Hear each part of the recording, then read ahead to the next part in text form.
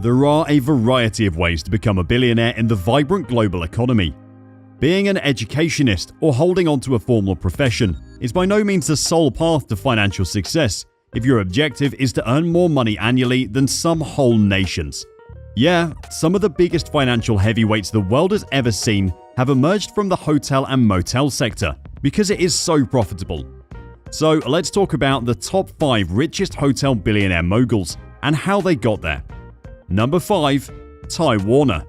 Ty Warner, born in 1944, is a wealthy toy maker, entrepreneur and former actor from the United States. He led his company Ty Inc. as CEO, founder and sole owner. The business's main focus was solely on producing and selling stuffed toys, and it includes Beanie Babies and other brands. Ty Warner began his career in the toy industry in 1962, while working with his father as a salesperson for the Dakin Toy Company. Warner made more than $100,000 at Dakin after 18 years, but he left the firm in 1980. However, upon leaving Dakin, Warner created Beanie Babies in 1993.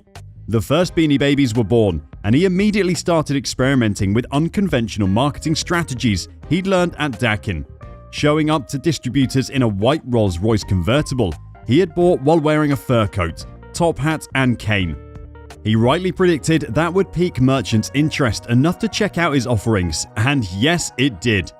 Ty Warner's invention of the $5 pellet-filled toy cat led to the development of the Beanie Baby brand, which led to the creation of a billion-dollar industry.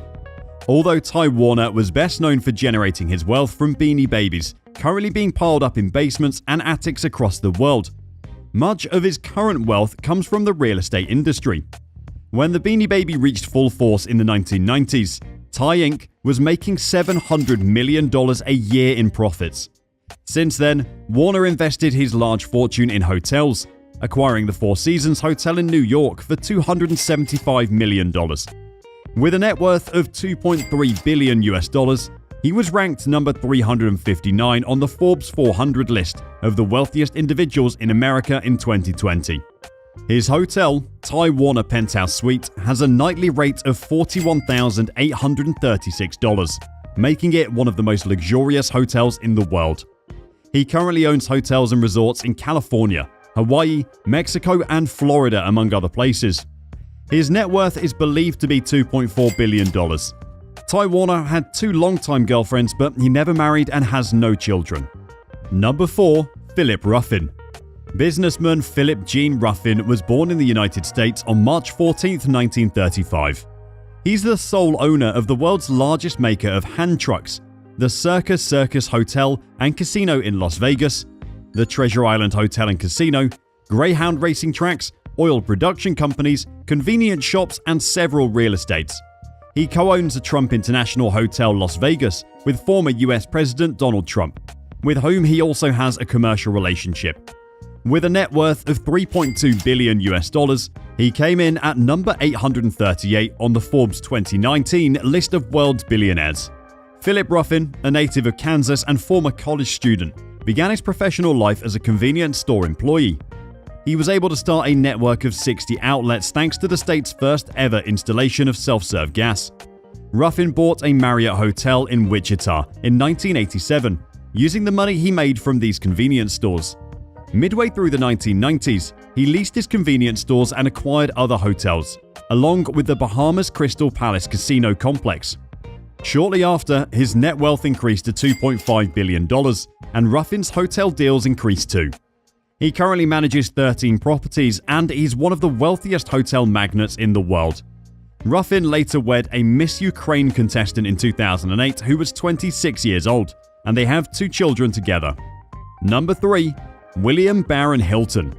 William Barron Hilton is a philanthropist, athlete, and business tycoon from the United States. He was the second son and Conrad Hilton's successor. He served as a chairman, president, and CEO of Hilton Hotels Corporation, as well as chairman emeritus of the Conrad N. Hilton Foundation. Although William Barron Hilton was burdened with a troubling granddaughter, he was also worth $2.5 billion. His father, Conrad Nicholson Hilton, was the proprietor of the global hotel conglomerate Hilton Hotels. William Baron Hilton's breakthrough started when he picked up the job of a lowly elevator operator at the El Paso Hilton. Less than 15 years after starting his role as an elevator operator, he was named the company's president. By the late 1990s, Hilton had elevated his family's hotel industry to the third place globally, refusing to rest on the achievements of his forefathers. As the initial owner of the Los Angeles Chargers and a well-known pilot and outdoorsman, Hilton also had a key role in the founding of the American Football League and the union with the National Football League that led to the creation of the Super Bowl. As his father did before him, he donated 97% of his wealth to the Conrad N. Hilton Foundation's charitable endeavors. The donation was expected to make his estate the foundation's largest donor at the time and raise the endowment from $2.9 billion to $6.3 billion. Baron Hilton added the Las Vegas Hilton to the company, and this was largely responsible for the success recorded. In 2007, he also participated in the planning of a $26 billion merger with Blackstone Group and a financial services firm. At this moment, Hilton Hotels and Resorts is worth an astounding $8.7 billion, and the resort is still thriving even as years passed. Number 2. Donald Trump. Donald Trump, an American businessman and television personality who served as the 45th President of the United States, started his real estate business by working for his father at Elizabeth Trump & Son, now known as the Trump Organization. The company was a rental agency in New York City for the middle class, and at the time, when Trump was actively involved in the company, he added more than $1 million in worth to Cincinnati, Ohio. At the time, there was an apartment complex that was in foreclosure with a $500,000 investment while he was still in his 20s. He was praised for his use of aesthetically designed architecture and soon moved on to bigger construction projects. In 1980, the Trumpster restored New York's Commodore Hotel as the Grand Hyatt New York after turning his attention to the hotel business. The construction of the Grand Hyatt Hotel near Grand Central Terminal was Trump's first significant venture into Manhattan. The hotel's outdated brick front was covered in glass, and the hotel's lobby was changed to an atrium. So when the Commodore opened in September 1980, it was advertised as a renovated Hyatt hotel, which helped make Trump more well-known.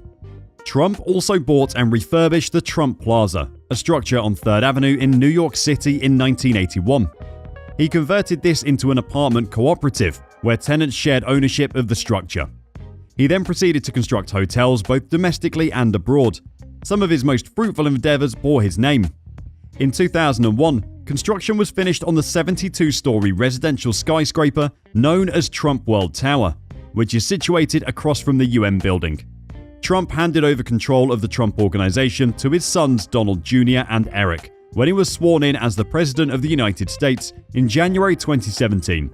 But Trump kept his financial stake in the project, raising continued questions about potential conflicts of interest. Well, now that he's out of government, Trump has a current net worth of more than $3 billion and is working on several hotel projects throughout the globe. Number 1. Sheldon Adelson. Sheldon Adelson, full name Sheldon Gary Adelson, was an American hotel casino owner, newspaper publisher, and political contributor. He was born on August 4, 1933 in Boston, Massachusetts, and died on January 11, 2021 in Malibu, California. He amassed a huge fortune from casinos in Las Vegas and Macau, which allowed him to support right-wing political causes in the US and Israel on a massive scale. Sheldon Adelson is the 24th richest individual in the world, with a net worth of $21.8 billion, ranking him as the 12th wealthiest American. Adelson built up his fortune by creating Comdex in the 1970s in Massachusetts with a number of partners.